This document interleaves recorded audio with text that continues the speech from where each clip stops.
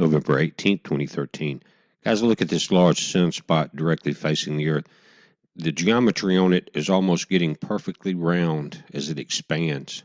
Check that out. This is the one that you saw yesterday that has the lights, and it's still in it. It looks like a giant volcanic crater, except it's a sunspot. It's the largest on the solar face. They've got it set at 510. That's the area. That you notice that's the largest one. It's beta gamma. There's no triple configuration flares. There's a 15% chance of X flares, though. Normally it's a 1 to 5, so it's up there. There's a 60% chance of M flares. But look at that, guys, as it turns around.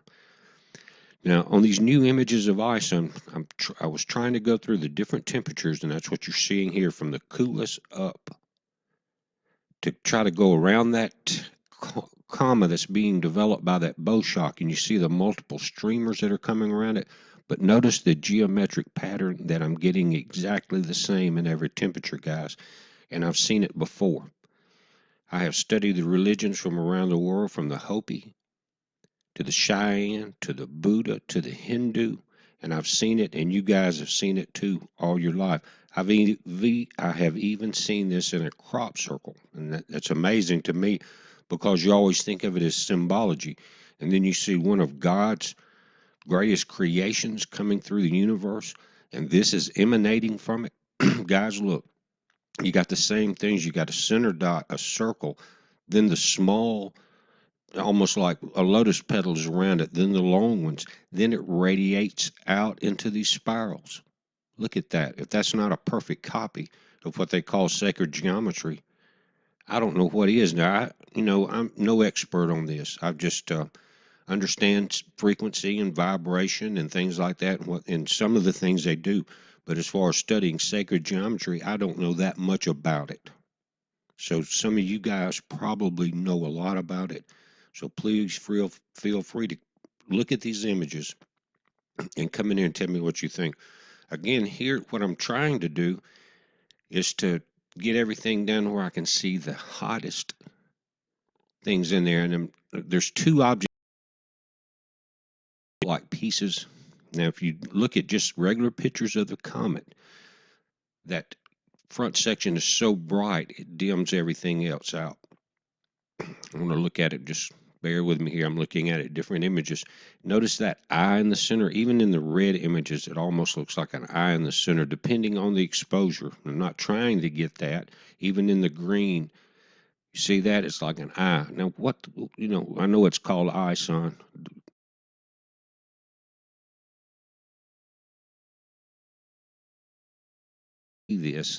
This vibrational pattern emanating from this object coming in.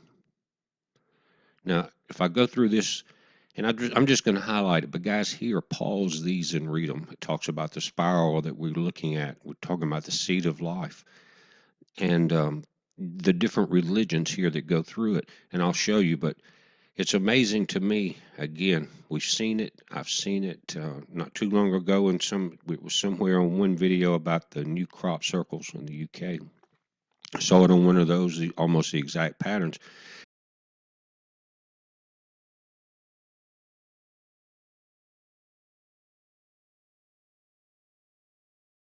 In through the inner solar system, approaching the sun. Here, you see it's called a yantra, the lotus blossom.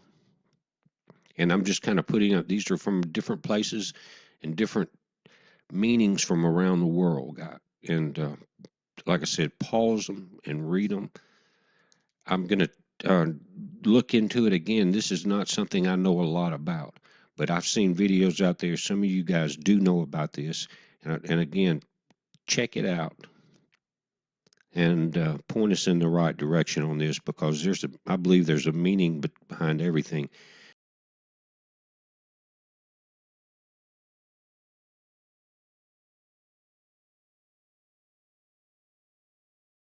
That you'll see that it's almost the same thing. A balance representing new life, new seeds of life, an understanding, they say, that goes beyond language, that you can see in some of these geometric patterns. But guys, again, you've got the Cheyenne symbol of the universe, the Hopi Cocapella Mandala on the right. It says symbols are a universal language understood by all beings. No conscious thoughts are needed. They are used and understood at the superconscious level by all cultures and all civilizations on Earth and throughout the greater universes. Now, here on Earth, they have been used as a means of recording historical events, and in many indigenous cultures have told the story of our connection to the cosmos, and our original star seed origins. In all civilizations and cultures throughout the ages, symbols and sacred geometry have been used in artistic depictions of sacred ceremonies and rituals which encompass the very essence of a people or a certain way of living and being.